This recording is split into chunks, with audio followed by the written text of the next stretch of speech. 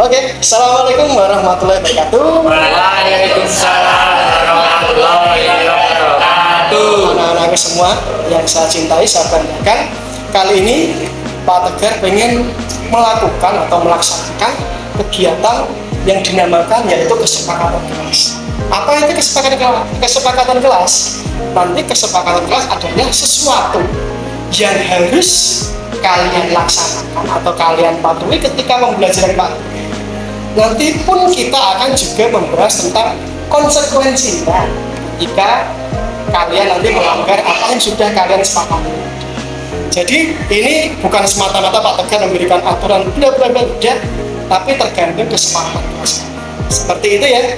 Nah, untuk di awal nanti silahkan kalian bisa menuliskan apa saja sih aturan atau kesepakatan yang ingin kalian adakan di kelas kalian ketika membelajar matematika dengan Pak.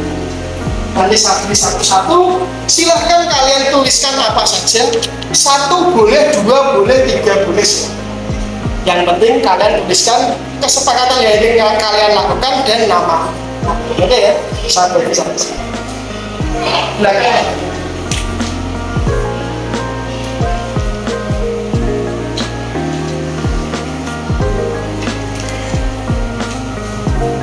Saya beri waktu 3 menit cukup ya.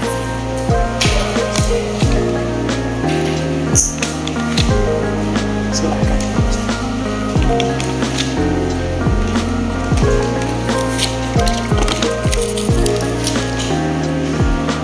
Oke. Silahkan tuliskan kesepakatan apa yang ingin kalian dapatkan. 1, 2, 3 menit.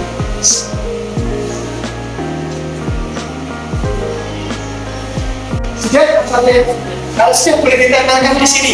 Nanti biar bisa dibaca oleh teman-teman kan. Ya, sudah boleh ditambahkan di sini. Terus, oke. Silakan, yang lain boleh. Jilfar, silakan. Lihat aku aja.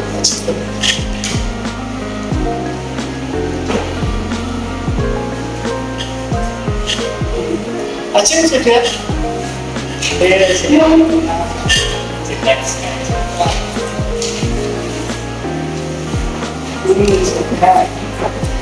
Oke.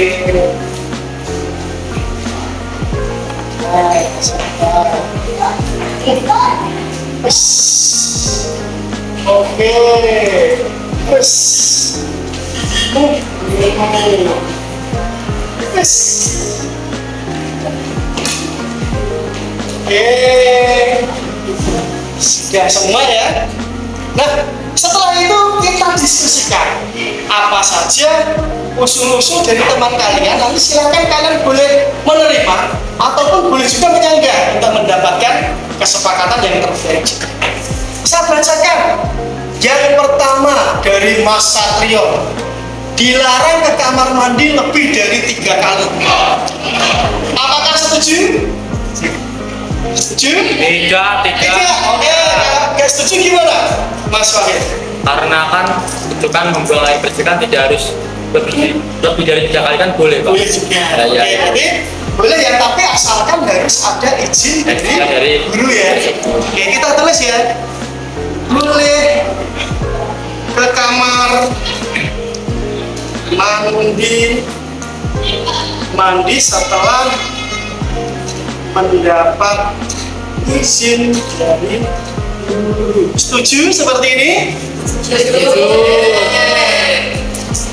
Yang kedua, usul dari Mbak siapa ini namanya?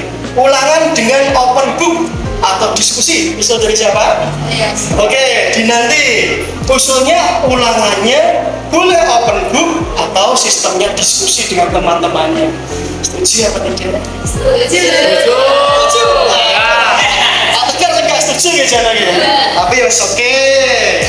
Ulangan boleh open book. Jadi nanti saya studi kasus saja. Ulangan boleh open book. Lihat di sini.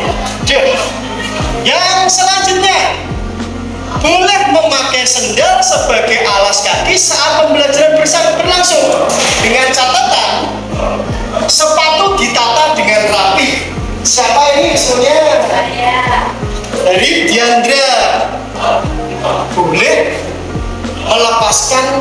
sepatu atau menggunakan sandal ketika pembelajaran, asalkan sepatu tidak terlalu. Setuju atau tidak? Waduh, Saya pikir kurang setuju. Kenapa? setuju kalau memakai sandalnya. Tapi mungkin kalau cuma melepas sepatunya tidak apa-apa. Oke, itu gimana? Biar lebih estetik ya. Masa pakai sekolah pakai sandal kan lebih bintang lah. Gak apa-apa ya Diandra ya? Boleh dilepas, asalkan tidak boleh menggunakan boleh dilepas sepatunya asalkan tidak memakai sandal. Oke, lanjut.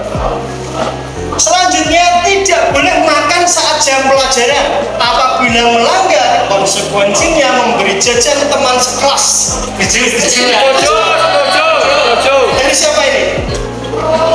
Oke, Naswa. Oh, Salwa. Miss V ya?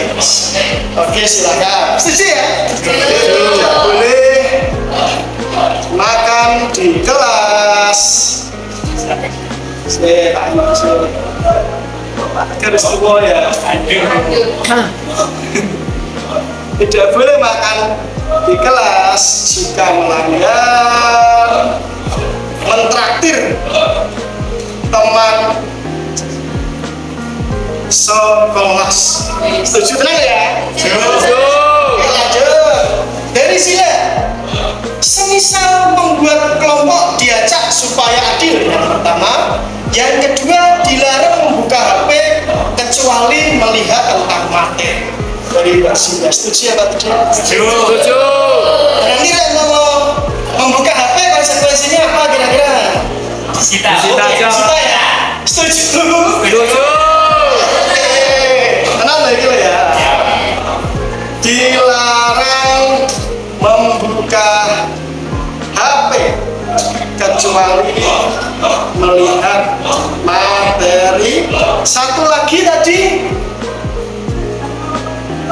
membuat kelompok harus diajak. Setuju? Setuju. Oke, kelompok harus diajak. Lanjut. Mbak Yuni, boleh memutar musik saat mengerjakan tugas. Tapi harus pakai headset, Pak. Ada beberapa anak itu yang tidak bisa mengerjakan dengan musik, dan ada beberapa yang bisa. Nah, itu harus saling menghargai juga ya. Setiap orang kan punya cara belajar sendiri-sendiri. Ada yang kalau dengar musik bisa masuk, ada yang tidak. Lah bagusnya ini solusinya gitu. Pakai headset ya. Ya. Jika ingin mendengar musik saat mengerjakan tugas harus menggunakan headset. Oke. Boleh mendengar musik saat mengerjakan tugas asal menggunakan headset. Terakhir, tidak boleh tidur saat guru sedang menjelaskan materi. Belajar menghargai bapak ibu. Sekarang apa gimana? Oke, lan ya banyak tidur juga.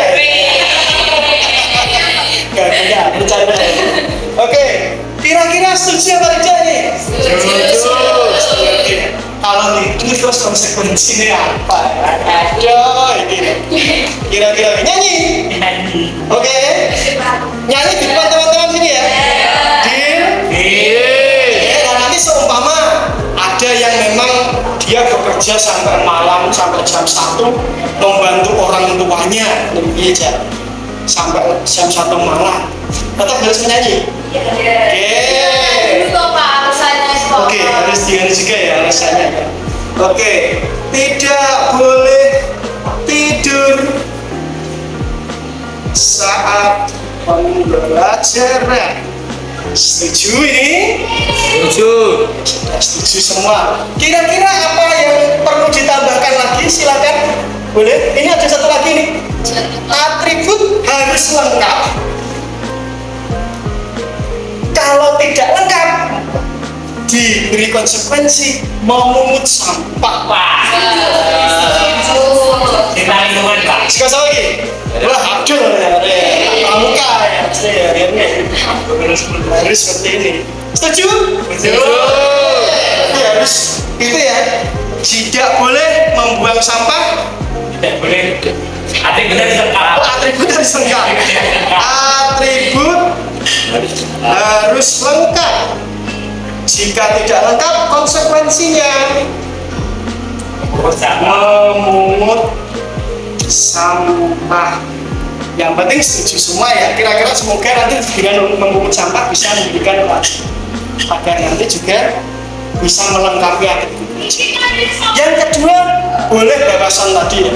Wah, pasti gak setuju ya. Akhirnya nanti mengganggu teman-teman. Jadi sudah sesuai dengan aturan yang nomor 7 ya Mas Abdul ya. Boleh mendengarkan musik saat mengerjakan tugas asalkan menggunakan seperti itu. Kira-kira ada tambahan lagi atau cukup?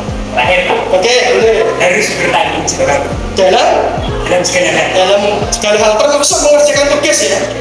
Kalau tidak mengerjakan tugas, konsekuensinya apa? Nilai dikurangi. Wah, nilai dikurangi. Selain itu, Tesnya ditambah wah, tugasnya tambah lagi. Oke, selain itu boleh. seminggu. Piket selama seminggu boleh juga, positif juga. Yang disetujui yang mana? Ada 3 itu. Piket seminggu, tugasnya ditambah harus siapa? Nilainya dikurangi, kira-kira yang mana? Nilainya. Nilai mesake lah kan begini karo itu pasang BP ya. Tugasnya ditambah ya. Yang mana gak kuat malah mlebu rumah sakit aja. Kira-kira Dikasih tenggat. Dikasih tenggat, tapi sekaligus piket seminggu. Kalau masih nggak mau mengerjakan, piketnya ditambah seminggu lagi gitu. Iya. Oke. Harus bertanggung jawab. Jika tidak, piket kebersihan.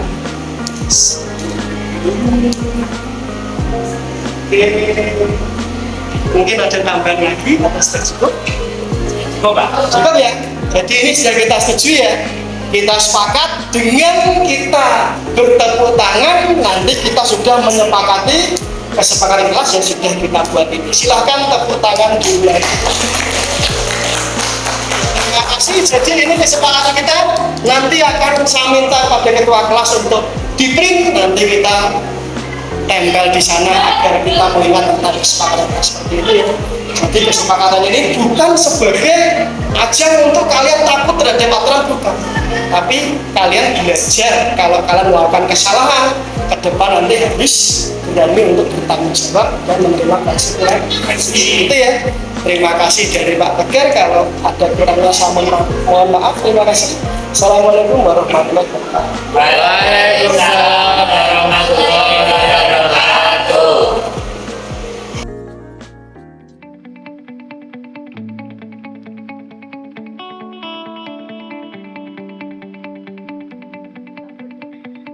Assalamualaikum warahmatullahi wabarakatuh.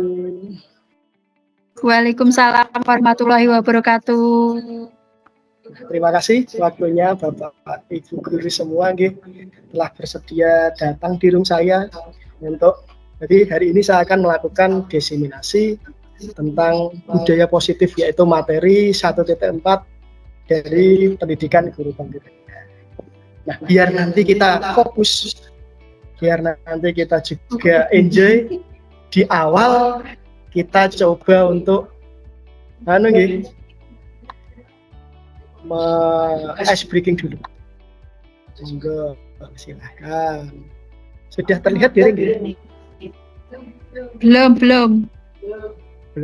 Cek dulu. Sampun niki harusnya. Sudah.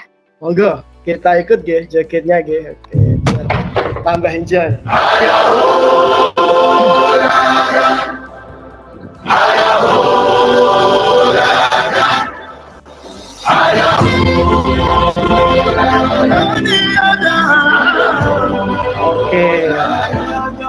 Look who we are the dreamers, then make it happen.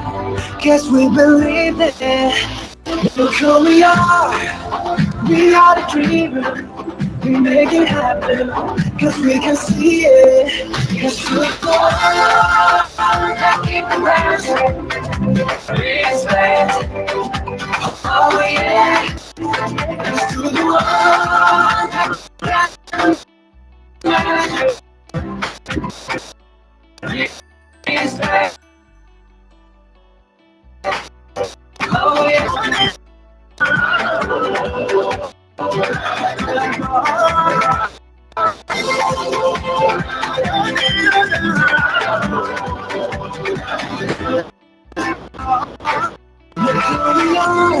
We are the dreamers, they make it happen. Guess we believe it. Look who we are the dreamers, they make it happen. Guess we believe it. Look who we are the dreamers, we make it happen. Cause we can see it. Cause to the one that keep the rising. Respect, oh yeah. To the one that got the mercy, respect, oh yeah.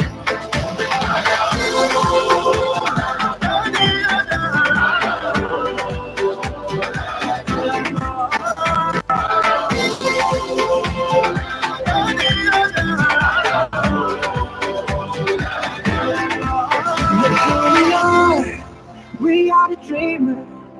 They make it happen. Guess we believe it. Oke, terima kasih. Jadi biar lebih rileks ya Bapak Ibu. Oke, jadi kita bisa nanti fokus untuk masuk materi diseminasi saya. Mantap. Jadi izinkan saya share screen sebentar. Materinya yaitu tentang sebentar.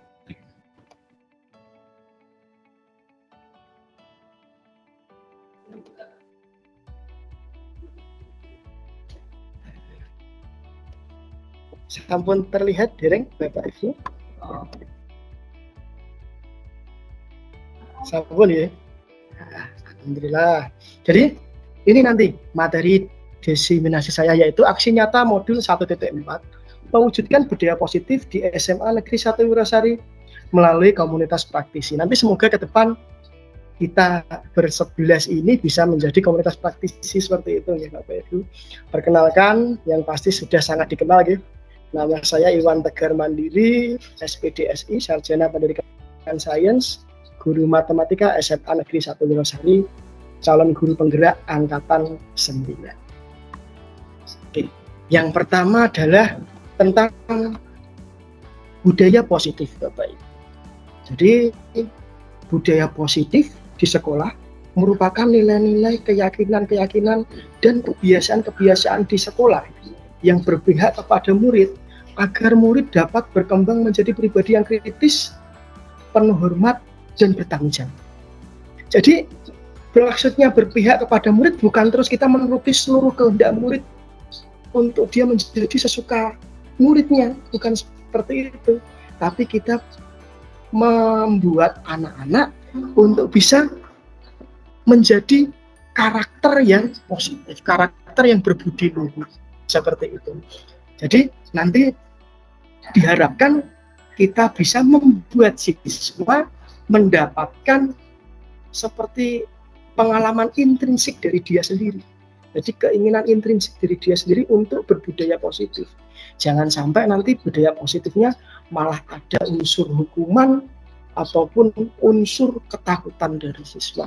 Ataupun malah unsur penghargaan pun juga berbahaya.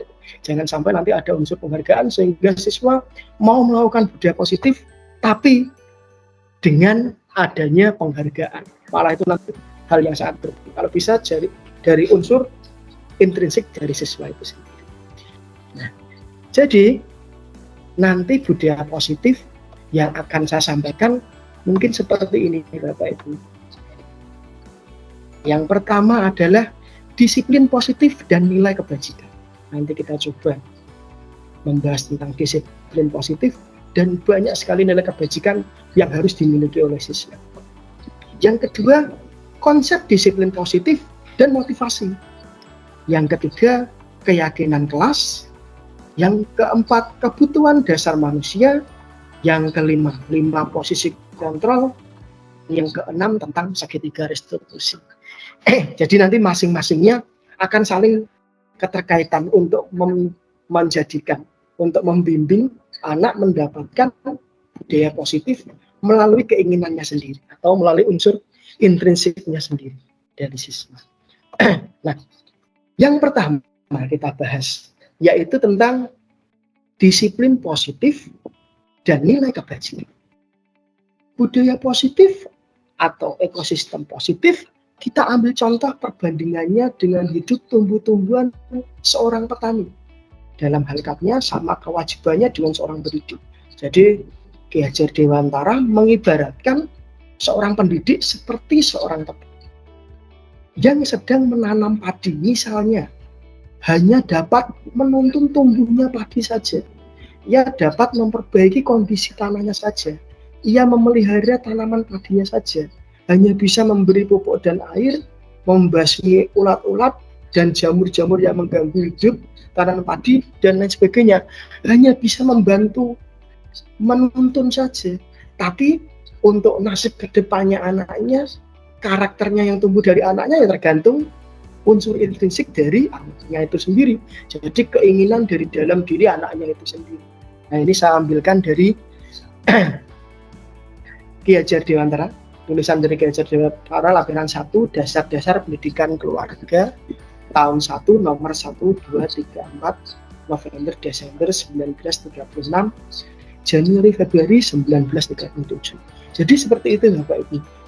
Nanti kita mengharapkan, kita ibaratkan dalam kita menjadi seorang pendidik seperti seorang petani yang kita sudah menuntun siswa menjadi baik dari, kalau diibaratkan dalam petani, dari memperbaiki tanah, memelihara tanamannya, memberi pupuk dan air, membasmi ulat, jamur dan lain-lainnya. Tapi tentang hidupnya ya tergantung benih padi itu sendiri. Nanti benihnya mau yang benih unggul atau mau yang benih si bagendit atau bagaimana itu, sihiran dan lain-lain, tergantung anak-anaknya sendiri. Tugas kita hanya menjaga agar nanti anak bisa tumbuh dari dirinya sendiri, unsur intrinsiknya sendiri. Kita lanjutkan selanjutnya, merdeka menurut Ki Hajar Dewantara. Merdeka itu artinya tidak hanya terlepas dari perintah, tetapi juga cakap buat memerintah diri sendiri. Jadi tidak hanya sekedar memerintah saja, tapi kita juga harus menjadi panutan bagi anak-anak kita. Sambil dari Ki Hajar Dewantara, pemikiran konsepsi keteladanan sikap merdeka, cetakan kelima tahun 2013, halaman 469. Nah, apa yang disebut dengan ilusi kontrol? Ilusi kontrol adalah kecenderungan untuk melebihkan kemampuan untuk mengendalikan sesuatu. Nah, perubahan paradigma teori kontrol atau ilusi kontrol, ilusi guru dapat mengontrol siswa. Sepertinya nanti ketika guru mengontrol siswa, sepertinya siswa manut dan berbuat sesuai keinginan guru. Tapi nanti ketika tidak ada unsur ekstrinsik atau unsur dari gurunya, anak-anak nanti akan bingung mau bagaimana. Berbeda kalau kita dengan pemikiran Ki Hajar Dewantara yang menuntun tadi. Jadi ketika nanti guru menuntun, anak-anak sudah bisa bertindak sesuai dengan dirinya sendiri. Yang kedua, ilustrasi bahwa kritik membuat orang merasa bersalah dapat menguatkan karakter, itu sangat keliru sekali gitu ya. Kalau kita kritiknya membuat orang merasa bersalah saja, tapi tidak memberikan pengalaman-pengalaman atau solusi buat anak-anak juga. Yang ketiga adalah ilusi bahwa semua penguatan positif efektif dan bermanfaat. Belum tentu juga, karena setiap orang punya karakter yang berbeda. Anak-anak itu punya karakter yang berbeda. Dan yang keempat, bahwa orang dewasa memiliki hak untuk memaksa. Nah, itu yang mungkin keliru dari diri kita, yang nanti akan kita coba untuk kontrol itu gitu. Nah, perubahan paradigma stimulus respon teori kontrol Bisakah kita mengontrol seseorang? Kalau stimulus kontrolnya, kita mencoba mengubah orang agar berpandangan sama dengan kita. Sangat keliru sekali gitu ya. Berbeda dengan teori kontrol, kita berusaha memahami pandangan dari orang lain tentang dunia. Jadi berbeda. Dan orang diminta untuk sesuai dengan pandangan kita, tapi justru kita harus memahami dulu orang tersebut untuk bisa nanti selaras berjalan bareng dengan orang. Yang kedua, perilaku buruk dilihat sebagai suatu kesalahan kalau stimulus respon seperti itu. Jadi jangan hanya dilihat negatifnya saja. Ternyata menurut teori kontrol, kita bisa memandang bahwa semua perilaku memiliki tujuan. Yang ketiga, orang lain bisa mengontrol saya. Tapi teori kontrol bilang hanya Anda yang bisa mengontrol diri Anda sendiri. Terus selanjutnya, saya bisa mengontrol orang lain. Tidak bisa. Ternyata Anda tidak pernah bisa mengontrol orang lain. Orang lain tidak akan pernah bisa melakukan apa yang seperti kalian inginkan. Pemaksaan ada pada saat bujukan yang gagal. Ketika dibujuk dengan halus terus kita paksa, nanti justru malah menimbulkan anak, bisa jadi anak yang liar nanti. Tapi yang menurut teori kontrol, kita kolaborasi dan konsensus menciptakan pilihan-pilihan yang baru kira-kira yang sesuai dengan pilihannya seperti apa. Dan stimulus responnya bahwa model berpikirnya hanya menang dan kalah. Kalau teori kontrol bukan. Apapun yang terjadi, model berpikirnya adalah senang dan menang. Seperti ini. Nah, stimulus adalah peristiwa yang terjadi baik di luar maupun di dalam tubuh manusia yang menyebabkan timbulnya suatu perilaku perubahan tingkah laku. Respon adalah perubahan yang disebabkan oleh stimulasi tadi. Jadi perubahan tingkah laku itu namanya adalah respon. Nah, yang kedua adalah konsep disiplin positif dan motivasi. Apa makna disiplin? Berasal dari bahasa Latin, yaitu disciplina, yang artinya belajar. Jadi disiplin bukan berarti terus kita membuat orang harus bertindak A, B, C, D sesuai dengan aturan, bukan seperti itu. Tapi disiplin sebenarnya artinya adalah belajar. Bagaimana kita belajar dari hal-hal yang sebelumnya kita lakukan.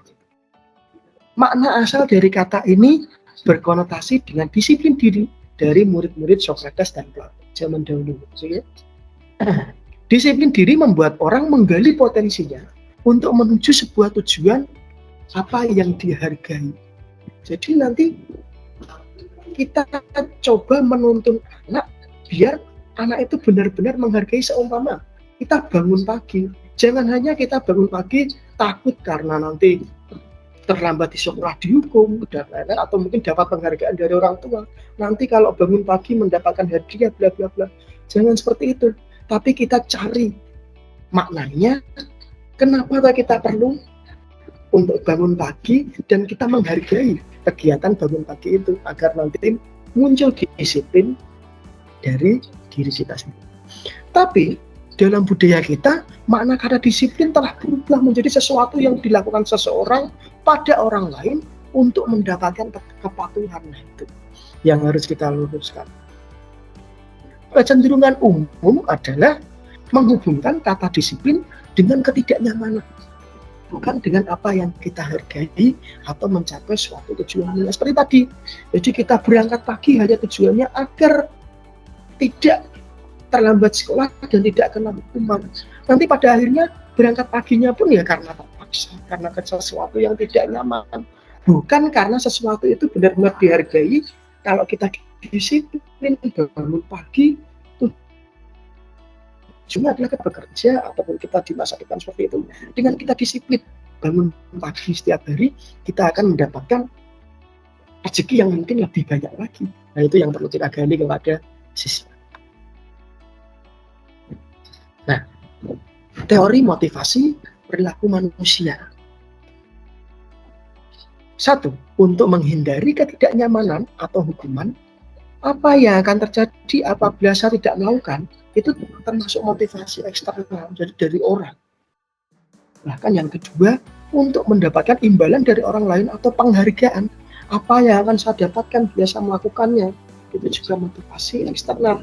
Diusahakan kita menjadi yang ketiga ini, menuntut anak untuk bisa seperti nomor 3 ini, untuk menghargai diri sendiri, menjadi insan sesuai harapan kita.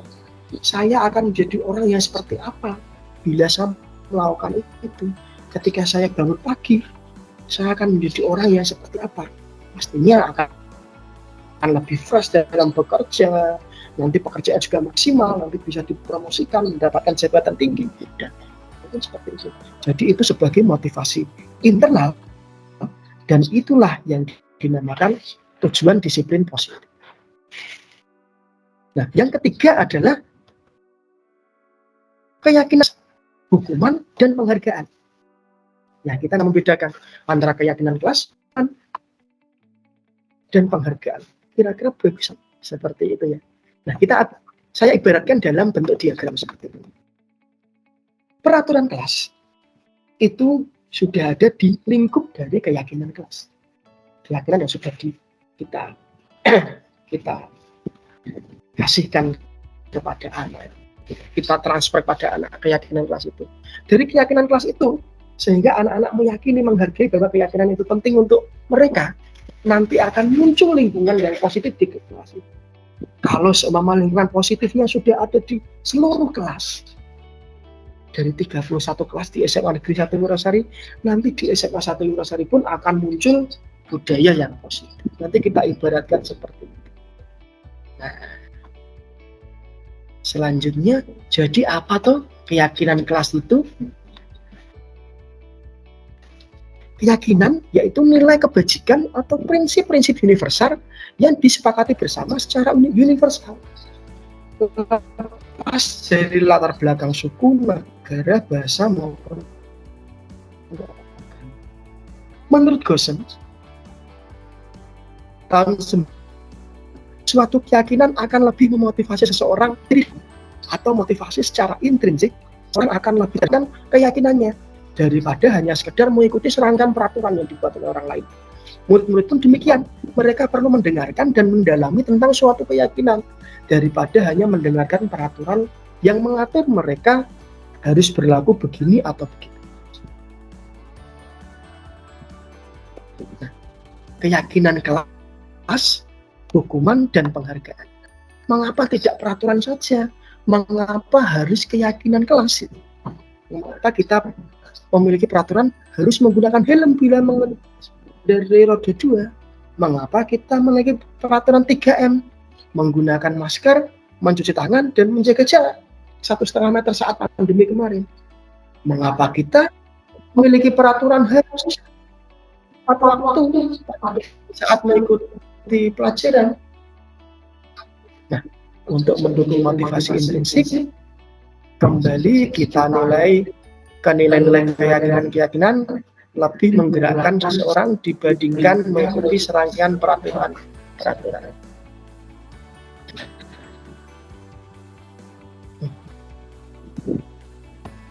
Nah, sekarang kita lihat sekarang peraturan atau keyakinan kelas atau kewajiban yang dituju. Yang pertama adalah selalu mengembalikan buku ke tempatnya. Nah, keyakinan kelas atau nilai kebajikan yang dituju adalah tanggung jawab. Yang kedua, dilarang mengganggu orang lain. Jadi kita menyampaikan nilai kebajikan yang dituju adalah menghormati orang lain dan diri sendiri. Hadir di sekolah 15 menit sebelum pembelajaran dimulai.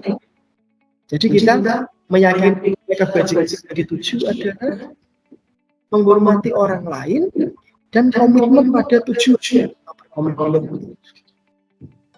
Selanjutnya, dilarang melakukan kekerasan. Berarti nilai kebajikan yang dituju adalah keselamatan dan menghormati. Selanjutnya dilarang menggunakan narkoba. Nah, nilai kebajikan yang dituju nanti pasti tentang kesehatan. Dan yang selanjutnya bergantian atau menunggu giliran atau antri, yaitu menghormati orang lain atau melatih kesabaran. Nah, yang selanjutnya menggunakan masker itu sebagai kesehatan dan keselamatan. Dan yang terakhir, jangan berlari di kelas atau outdoor. Nanti lebih ke keselamatan dan keamanan. Terus selanjutnya adalah dihukum oleh penghargaan. Jadi penghargaan nanti dalam jangka waktu yang dekat nantinya bisa menjadi suatu motivasi memang. Di selama anak diberi penghargaan buku atau nilai, mungkin nanti dia akan termotivasi untuk belajar lebih giat lagi. Tapi jangkanya sangat pendek nanti. Jangkanya sangat pendek sehingga anak-anak nanti kalau tidak mendapatkan suatu penghargaan, nanti anak-anak tidak akan melakukan dengan maksimal. Nah, jadi dihukum oleh penghargaan nanti efeknya akan seperti pengaruh jangka pendek dan jangka panjang. Jangka panjang pastinya seperti tadi.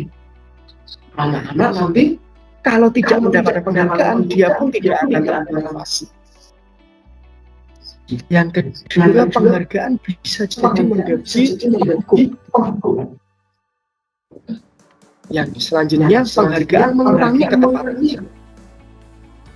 Penghargaan menjadi tidak efektif dan penghargaan merusak hubungan. Nah, contoh ini yang sebagai hukuman dan konsekuensi kita bisa membedakan. Tindakan dirinya sebagai hukuman adalah mencatat 100 kali di dalam buku kalimat saya tidak akan terlambat lagi karena terlambat ke sekolah. Nah, itu nanti sebagai hukuman. Efeknya pun akan jangka pendek nanti. Berbeda dengan nanti yang konsekuensi. Kita coba lihat. Yang kedua masih tentang hukuman, lari-lari mengelilingi lapangan basket 2 kali karena terlambat hadir di sekolah. Nanti itu termasuk hukuman.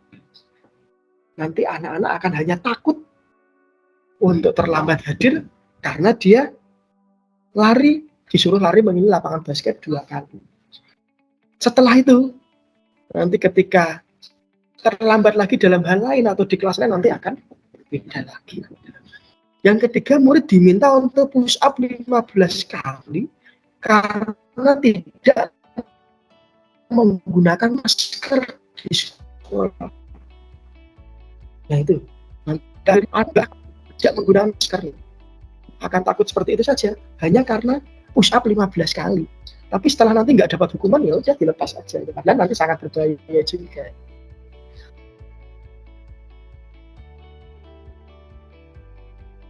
Dengan konsekuensi adalah sesuatu kan yang pertama kan tugas teman yang sudah dicoba-coba, itu konsekuensi. Jadi ketika di kedepannya, ketika anak-anak sudah terlatih seperti ini, ketika anak pun nanti merusak barang dari orang lain, dia akan bertanggung jawab untuk menggantinya juga. Seperti itu. Yang kedua, membersihkan tumpahan air di meja tulis karena tersenggol pada saat belajar. Jadi nanti di kedepannya pun juga akan mendapatkan efek jangka panjang juga. Kalau sudah terbiasa seperti ini, nanti ketika bertamu di rumah orang seumpama menjatuhkan air tumpahan di meja, dia pun langsung bertanggung jawab untuk membersihkannya. Berbeda dengan hukuman ini lagi. Murid disuruh untuk mengenakan sepatu seharian di sekolah karena tidak mengenakan sepatu hitam. Ini mungkin salah tulis nih. Jadi murid disuruh tidak menggunakan sepatu seharian. Ya udah nanti hanya takut kalau nggak pakai sepatu hitam, disuruh untuk tidak memakai sepatu seharian di sekolah. Nanti justru akan menimbulkan efek malu, efek minder pada anak tersebut nanti pada jangka panjang. Berbeda dengan ini, lari mengelilingi lapangan basket 2 kali karena terlambat 10 menit ketika pelajaran olahraga.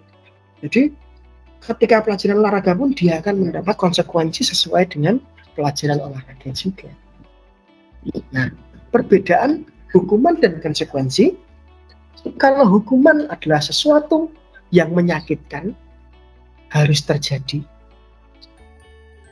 tapi menyakitkan. Kalau konsekuensi, sesuatu yang harus terjadi nanti ke depannya. Hukuman nanti membuat anak sakit, baik maupun fisik maupun hati untuk jangka waktu yang lama. Tapi kalau konsekuensi, membuat anak merasa tidak nyaman dalam jangka waktu pendek. Mungkin nanti tidak nyaman, tapi nanti ke depannya akan mendapatkan efek yang baik. Yang selanjutnya, anak membenci kedisiplinan kalau hukuman. Tapi kalau konsekuensi, nanti anak akan menghargai suatu kedisiplinan. Kalau hukuman, nanti selanjutnya adalah sebagai suatu paksaan. Kalau konsekuensi nanti sebagai stimulus atau tanggapan. Yang selanjutnya, kalau hukuman mendorong anak menyakiti diri sendiri. Tapi kalau konsekuensi mendorong anak agar kita mudah untuk menyesuaikan diri atau beradaptasi pada lingkungan sekitar juga. Hukuman adalah konsep diri yang buruk, sedangkan konsekuensi adalah konsep diri yang baik. Yang selanjutnya, anak belajar untuk menyembunyikan kesalahan. Tapi kalau konsekuensi, anak belajar untuk mematuhi peraturan. Dan hukuman nanti efeknya adalah anak menjadi marah, merasa bersalah, merasa dipermalukan, dan merasa tidak dihargai. Tapi kalau konsekuensi, akan diawalnya akan merasa kehilangan hati. Mungkin juga merasa dibuat tidak nyaman, atau mungkin diasingkan untuk sementara.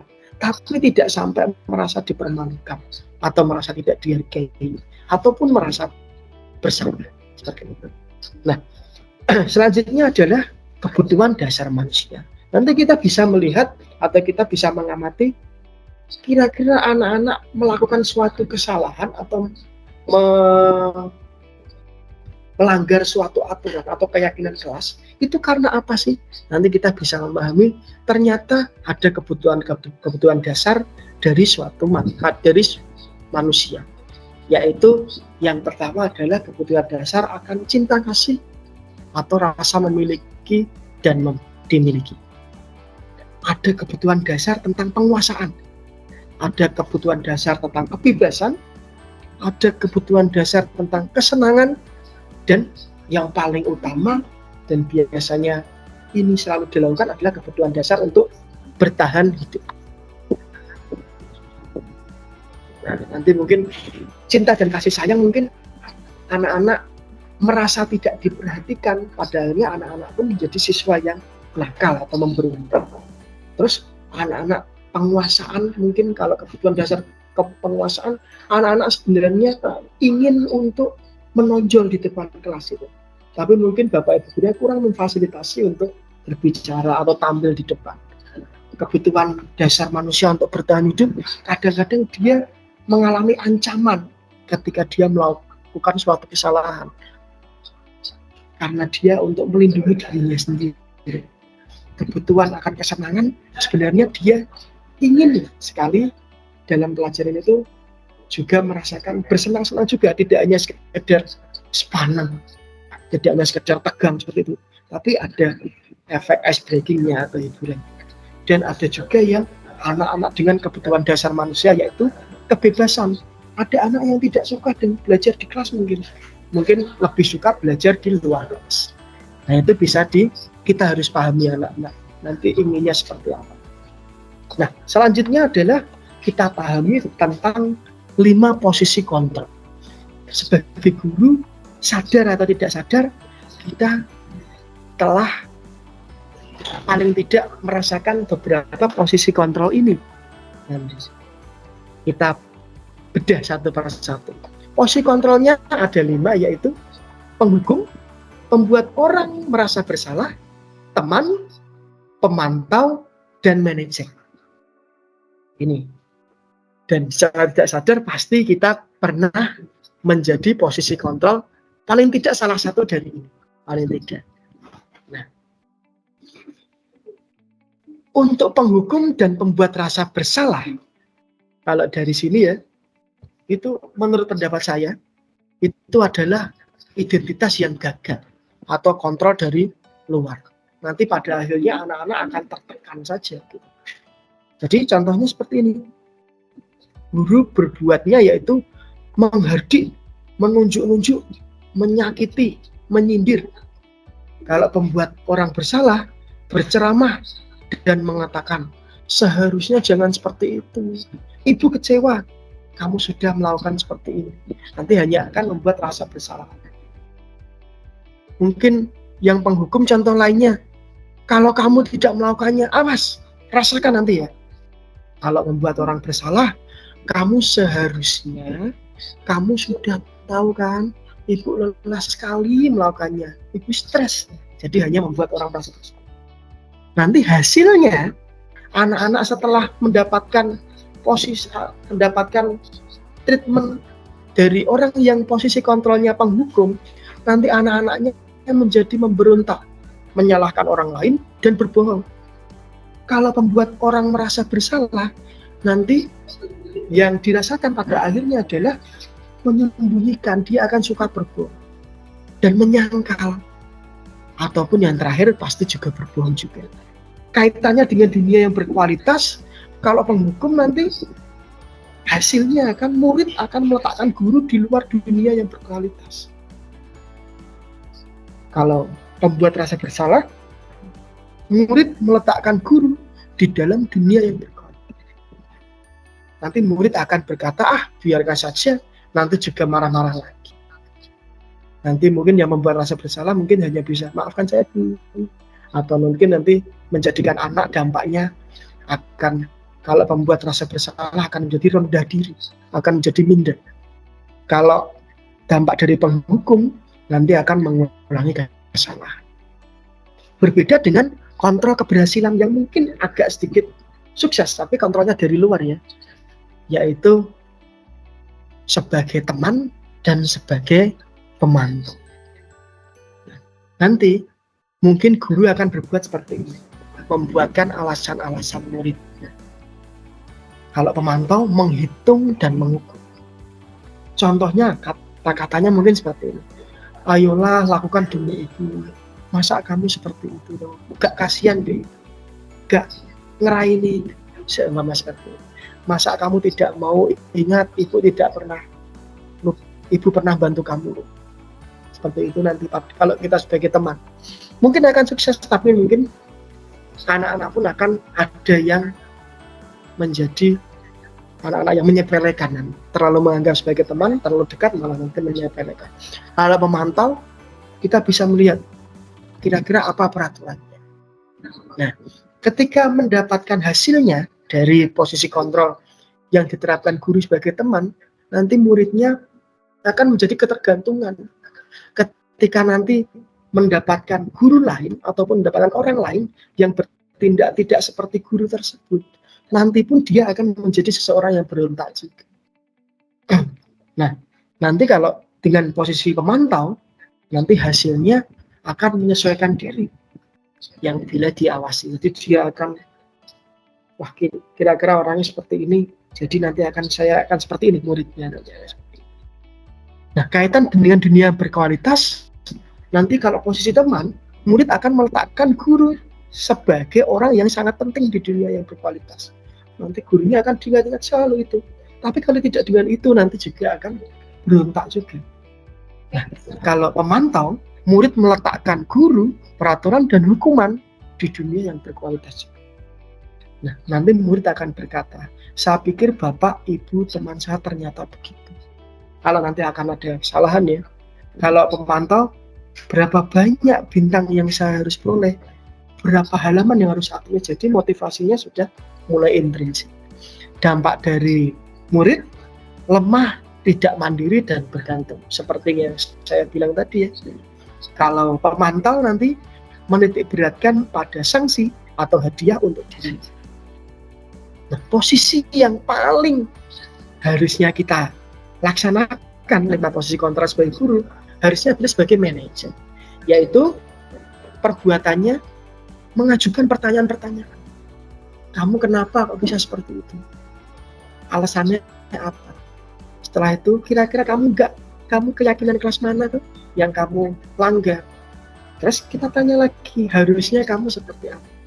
Dengan kita banyak bertanya dan siswanya yang aktif dalam merespon kesalahannya sendiri, nanti siswanya pun bisa belajar untuk kedepannya menjadi lebih baik. Nah, kata-katanya seperti ini. Apa yang kita yakini? Apa yang bisa kau kerjakan untuk memperbaiki masalah ini? Seperti itu. Nah, nanti hasilnya adalah pribadi anak itu akan mengulang. Kaitannya dengan dunia berkualitas, murid meletakkan dirinya sendiri, bukan gurunya, sebagai individu yang positif dalam dunia yang berkualitas. Dan murid akan berkata, bagaimana caranya saya bisa memperbaiki keadaan ini? Solusinya bagaimana? Nanti menjadi anak-anak yang bisa problem solving. Dan dampak pada murid terbiasa untuk mengevaluasi diri dan bagaimana caranya untuk memperbaiki diri. Selanjutnya adalah segitiga restitusi. Nah, kita sebagai manajer, salah satu ciri-cirinya kita harus bisa melakukan segitiga restitusi ini ketika kita menghadapi suatu anak-anak yang mengalami kesalahan atau melakukan kesalahan. Apa itu restitusi? Restitusi adalah proses menciptakan kondisi bagi murid untuk memperbaiki kesalahan mereka, sehingga mereka bisa kembali pada kelompok mereka dengan karakter yang lebih kuat lagi. Jadi, ketika anak melakukan kesalahan, terus kita membuat mereka merasa bersalah, seumpama seperti itu, nanti anak-anak pun akan minder untuk kembali ke kelompok mereka. Tapi dengan restitusi, atau kita sebagai control manager tadi, nanti anak-anak akan tahu kesalahannya, dan nanti anak-anak bisa mendapatkan mental yang kuat untuk bisa masuk ke kelompoknya lagi, dengan karakter nanti yang lebih baik lagi. Nah, ciri-ciri restitusi ada 9 yang saya sampaikan di sini, yaitu bukan untuk menebus kesalahan, tapi untuk belajar memperbaiki kesalahan. Yang kedua, memperbaiki hubungan. Yang ketiga, tawaran, bukan paksaan. Jadi kita menawarkan, bukan memaksakan kamu hukumannya harus ini. Kira-kira reangger kesalahan seperti ini. Kira-kira nanti kamu bisa memperbaikinya dengan cara apa? Mungkin kita bisa tawarkan seperti itu. Nomor 4, restitusi menuntun untuk melihat ke dalam diri. 5, restitusi mencari kebutuhan dasar yang mendasari tindakannya. Seperti tadi yang sudah kita sampaikan. 5 kebutuhan dasar tadi. Restitusi diri adalah cara yang paling baik untuk memperbaiki diri. Restitusi fokus pada karakter, bukan tindakannya. Restitusi fokus pada solusi, dan restitusi mengembalikan murid yang berbuat salah sehingga bisa mempunyai mental untuk bisa kembali ke kelompoknya dengan karakter yang lebih baik lagi.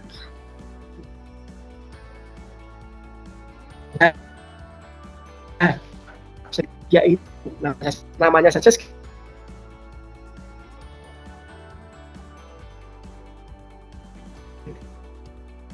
adalah validasi tindakan yang salah. Yang ketiga, menanyakan keyakinan. Nah, karena kita kontrolnya sebagai manajer yang sudah kita sampaikan, ya, jadi kita fokus untuk melakukan atau menanyakan pertanyaan-pertanyaan. Nah, setiap tahap ini, 3 tahap ini, kita bisa menanyakan seperti contohnya hal ini. Untuk pada tahap menstabilkan identitas, mungkin kita bisa tanya, setiap orang pernah melakukan kesalahan. Jadi, untuk menstabilkan identitasnya, pernah melakukan ini.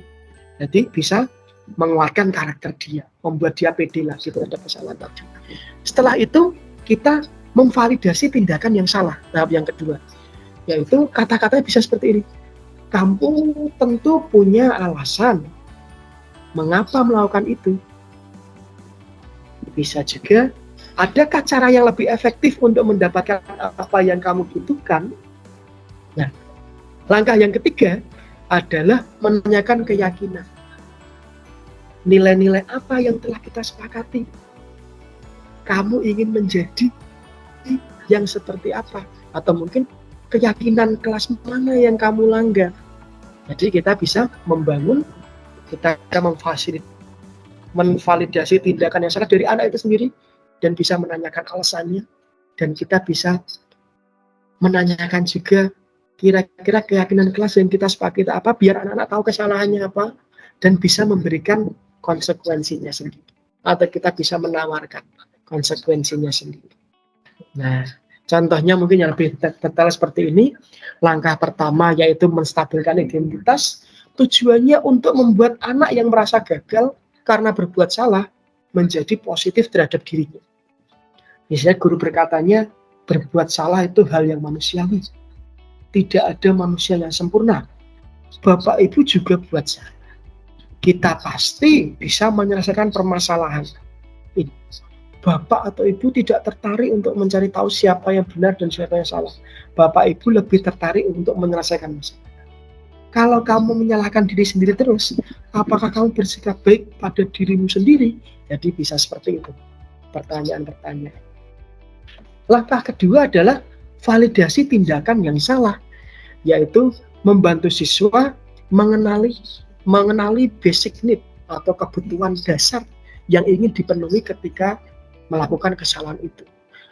Pada dasarnya setiap tindakan manusia tujuannya adalah memenuhi basic need atau kebutuhan dasarnya, yaitu power atau kekuatannya, atau freedom kebebasan, love and belonging atau kasih sayang, fun atau senangan, dan survival atau bertahan untuk hidup. Jadi guru bisa berkata seperti ini, kamu bisa saja kan melakukan hal yang lebih buruk, tapi kamu tidak melakukannya kan? Jadi anak lebih pede. Kamu pasti punya alasan mengapa melakukannya. Nanti anak-anak akan menceritakan apa yang penting bagi kamu. Kamu boleh tetap berusaha menjaga sikap itu, tapi tambahkan sikap lain yang baru ya. Atau mungkin maukah kamu belajar cara lain untuk mendapatkan yang kamu butuhkan tanpa harus memukul seumpama. Apa kamu bisa melakukan lebih baik lagi besok? Nah, jadi validasi tindakan salah seperti itu. Dan yang terakhir, langkah yang terakhir adalah menanyakan keyakinan. Jadi anak melihat kesalahannya dihubungkan dengan kesepakatan kelas atau norma sosial dan nilai-nilai yang mendasari manusia berinteraksi dengan orang lain. Nanti guru bisa berkata seperti ini. Apa nilai yang kita percaya di kelas kita? Nilai-nilai universal apa yang telah kita sepakati? Kelas yang ideal itu kelas yang seperti apa sih? Kamu ingin jadi anak seperti apa? Atau apa yang kamu rasakan ketika kamu melakukan itu? Kamu menjadi orang yang seperti apa? Jadi seperti itu. Segitiga restitusi sekali lagi tadi adalah menstabilkan identitas, validasi tindakan salah, dan yang terakhir menanyakan keyakinan. Nah, terima kasih. Jadi seperti itu ya, apa saja yang saya sampaikan tentang disiplin positif. Wah, pastinya panjang sekali. Pastinya sangat bosan. Nah, mungkin adakah yang mau bertanya mungkin? Silahkan, atau mau memberikan tanggapan sebelum saya merangkum semua ini. Monggo, Bu Indah sudah mengangkat tangan, silahkan. Assalamualaikum warahmatullahi wabarakatuh. Waalaikumsalam. Terima kasih atas diseminasinya yang materinya sangat panjang dan lebar sekali, lengkap sekali untuk materinya dari awal disiplin positif sampai yang terakhir tadi segitiga restitusi. Saya tertarik untuk menanyakan tentang segitiga restitusi tadi yang terdiri atas yang pertama adalah menstabilkan identitas, yang kedua validasi tindakan yang salah, kemudian yang terakhir menanyakan keyakinan.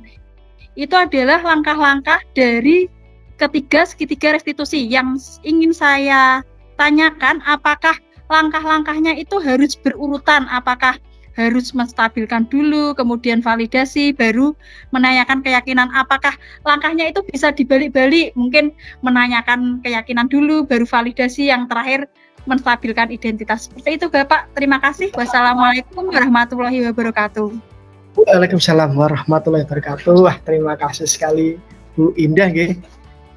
Nah, jadi yang ditanyakan Bu Indah tadi kan tadi tahapannya ada 3, yaitu menstabilkan identitas, terus validasi tindakan yang salah, dan yang terakhir menanyakan keyakinan. Jadi kalau kita, yang penting ketiga tahapan itu ada Bu. Jadi yang penting ketiga tahapan itu ada, dan ketika kita melakukan segitiga restitusi nggih, ya secara natural mawon. Ya, seumpama kita memanggil anak seumpama, terus kita tanyakan dulu, janjane kenapa to cah kok kowe ngelakuin itu. Berarti kan validasi tindakan salah dulu itu malah. Ya Vinda gitu. Janjane kenapa to kau pasti kan punya alasan lah kenapa seperti itu. Baru anak-anak menyampaikan, kemarin saya terlambat gini. Alasannya saya karena jalannya diperbaiki Pak, macet gini. Saya sudah berangkat ya sesuai biasanya, tapi kebetulan kok macet seperti itu. Dia sudah menyampaikan alasannya, baru kita menstabilkan identitasnya. Oke, ya udah, ya semua orang lah pasti merasakan ya seperti itu, kan gitu Mbak Indah gitu. Jadi bisa menstabilkan identitas, dan pasti semua orang melakukan kesalahan juga kalau dalam kondisi kamu seperti itu. Nah, nanti baru kita menanyakan keyakinan, baru jadi validasi, menstabilkan, menanyakan keyakinan. Boleh juga dibalik-balik pun juga boleh, tergantung kasusnya masing-masing. Monggo, yang penting jangan kita menjadi seorang penghukum yang pertama ya, dan jangan sebagai seorang yang berpenghargaan seperti itu. Nah, jadi jawaban saya seperti itu. Mungkin ada tanggapan lagi Bu Indah? Monggo. Tadi jenengan untuk mengungkapkan itu berarti untuk ketiga tahapan segitiga restitusinya bisa tergantung pada masalah yang dihadapi anak nggih. Berarti tadi ada penghukum sama jenengan apa reward ya tadi memberi reward untuk penghargaan tadi. Kadang kan di sekolah kita guru kadang memberikan reward, kadang memberikan punishment nggih Pak. Apakah hal tersebut itu bisa membangkitkan motivasi intrinsik pada anak? Kemudian kan cara mengatasi hambatan yang mungkin dalam upaya membangkitkan dan menjaga motivasi intrinsik siswa itu agar terus semangat untuk sekolah, semangat untuk belajar itu seperti apa? Nah, bagus sekali Bu Indah gitu. Jadi kalau kita memberikan penghargaan, padahal sekolah kita kan pastinya seperti itu nggih. Dalam kejuaraan kan juga sama. Kita dalam memberikan penghargaan seumpama 1-2 kali atau tidak sering, mungkin isoke bisa membangkitkan motivasi walaupun dalam jangka pendek terlebih dahulu. Tapi kalau bisa dalam pemberian motivasi, dalam pemberian penghargaan itu juga disertai dengan motivasi juga, bahwa ketika kamu nanti juara, tidak hanya mendapatkan hadiah-hadiah terus saja, tapi mendapatkan karakter-karakter sportif seumpama, dan kamu menjadi karakter yang pantang menyerah dan bisa tetap berjuang terus sampai menit-menit terakhir selama. Nah, juga perlu ditekankan Bu Indah. Tapi mungkin yang saya boleh bilang ya, penghargaan jangan hanya dijadikan sebagai sesuatu yaudah ya juara pakai hadiah wes cukup, ampun seperti itu. Tapi kita juga harus membangkitkan juga motivasi dalam dirinya. Ini mungkin bisa diajak ngomong berdua, kamu hebat, kamu setelah sudah menjadi juara. Nah, setelah itu, setelah kamu jadi juara, yang kamu dapatkan kira-kira apa, Cak? Jadi dia jawabnya, saya mendapatkan hadiah ini. Selain itu, mungkin kamu bisa menggali lagi apa yang kamu dapatkan. Kalau dia mungkin nggak bisa menjawab, ya, jenengan bisa memberikan masukan. Bahwa kamu juara ini kan nggak cuma sekedar hadiah saja. Cak. Kamu nanti ketika perlombaan pun akan dibatasi oleh usia. Mungkin usia 30, 35 nanti kamu tidak akan sehebat saat muda sekarang. Tapi karakter-karakter yang kamu dapatkan ketika juara itu nantinya akan menjadi karakter yang dibutuhkan untuk kamu melanjutkan hidup mungkin bahkan sampai kamu di usia tua bahkan mati seperti terus berjuang, berpikir positif. Kalau kalah kan pasti berpikir positif Bunda. Jadi kalau sesuatu dia pas pertandingan kalah, wah aku kudu jangan terus wah aku kalah berarti aku sedih gini. Tapi dia berevaluasi, mengevaluasi. Aku kalah karena apa ya? Oh karena efek ABC. Saya tak latihan lagi, tak evaluasi diri lagi biar menjadi lebih baik lagi. Nah harapan saya untuk bisa meningkatkan motivasi intrinsik dalam siswa, walaupun dengan penghargaan is okay, tapi jangan terlalu sering, tapi kita lebih memberikan wejangan-wejangan yang wejangannya tidak hanya dalam jangka waktu panjang, tapi juga jangka waktu yang lebih tinggi lagi. Mungkin seperti itu, Bu Indah. Berarti kita secara rutin gitu Bapak, secara rutin itu untuk memberikan motivasi terus kepada anak. Itu kan dari pihak sekolah. Kalau di sekolah Bapak itu ada pihak luar seperti perlibatan orang tua tidak untuk meningkatkan motivasi intrinsik untuk siswa untuk lebih disiplin positif. Nah, jadi memang seperti itu Bu Indah ya. Jadi Bu Indah tadi menanyakan mungkin dari pihak luar atau kita pernah menggandeng orang tua apa belum. Nah ini kita coba belajar bersama Mbak Indah. Saya pun juga masih belajar dan saya punya angan-angan seperti ini. Jadi ketika nanti paling tidak 1 semester sekali ketika kita mengundang orang tua untuk mengambil rapot Bapak Ibu wali kelas, kalau dengan sudah mengetahui tentang penghargaan, hukuman dan restitusi ini, nanti bisa menyampaikan kepada orang tua wali kelasnya bisa menyampaikan pada orang tua wali bahwa nanti konsep disiplin kalau bisa di sekolah kita melakukan seperti ini Bapak Ibu. Kalau bisa Bapak Ibu di rumah juga melakukannya nggih, biar kita juga ada keterkaitan motivasi, terutama agar anak-anak tetap terjaga motivasinya baik di sekolah kita sudah menjaga motivasinya, bahkan di rumah pun juga dijaga oleh orang tuanya. Mungkin seperti itu, tapi di langkah awal saya pribadi inginnya biar di sekolah kita sendiri dulu lah. Kita coba bincang-bincang, mungkin kalau kita tidak bisa diseminasi seperti ini, mungkin Bapak Ibu guru sibuk juga dengan pembelajarannya dan lain-lain. Mungkin ketika mengobrol, kita selipkan sedikit-sedikit lah dalam nanti menangani anak, Bu ini, Bu gini. Nanti ketika semuanya harapannya sudah menerapkan disiplin positif, baik itu restitusi dan lain-lain, nanti harapannya sekolah kita pun akan mendapatkan budaya yang positif. Seperti itu, Bu Ida. Terima kasih penjelasannya sudah sangat jelas sekali. Alhamdulillah kita tercerahkan dengan metode baru. Sebelumnya kan saya belum pernah mendengar nama apa itu segitiga restitusi, kemudian apa itu ilusi guru tadi, kemudian posisi guru. Kebanyakan kan kita masih belum sebagai manajer gitu Bapak. Dalam kehidupan, dalam pembelajaran sehari-hari kita masih sering sebagai mungkin penghukum, mungkin sebagai teman, mungkin ya lebih baiknya kita sebagai posisi manajer. Oke. Ya belajarlah namanya kita sebagai pendidik, apalagi sesuai dengan prinsip Gajar Dewantara ya, kita belajar sepanjang hayat. Nah, jadi pengennya kita sedikit-sedikit, kita nggak mungkin bisa langsung full bisa menerapkan ini kepada seluruh siswa 1.160 siswa, sepertinya kan agak kesulitan juga gitu. Jadi ya paling tidak mulai dari diri, nanti kita bisa berbincang menyisipkan sedikit-sedikit kepada teman-teman yang lain untuk mewujudkan budaya positif. Nah, sebagai penutup saya minta untuk refleksi dari Bapak Ibu guru semua. Jadi maaf ini saya kenalkan dengan aplikasi baru Bapak Ibu. Jadi ini namanya Microsoft Teams, karena saya bingung mencari apa ya kira-kira yang bisa buat Zoom meeting tapi bisa langsung direkam dan hasilnya bisa cukup bagus, kira-kira apa ya. Jadi akhirnya memilih ini dan mungkin agak sedikit rumit. Nanti mohon Bapak Ibu bisa klik di bagian atas ada tulisan namanya obrolan atau chat itu.